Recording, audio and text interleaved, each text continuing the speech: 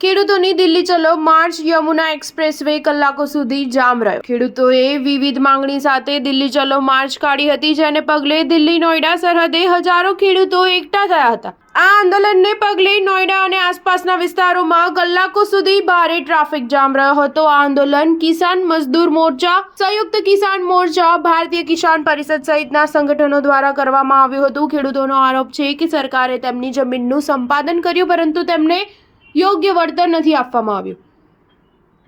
ખેડૂતોને દિલ્હી જતા રોકવા માટે યમુના એક્સપ્રેસવે પર મોટી સંખ્યામાં બેરિકેડ્સ ખડકી દેવામાં આવ્યા હતા, જેને પગલે પણ ભારે ટ્રાફિક જામ થયો હતો।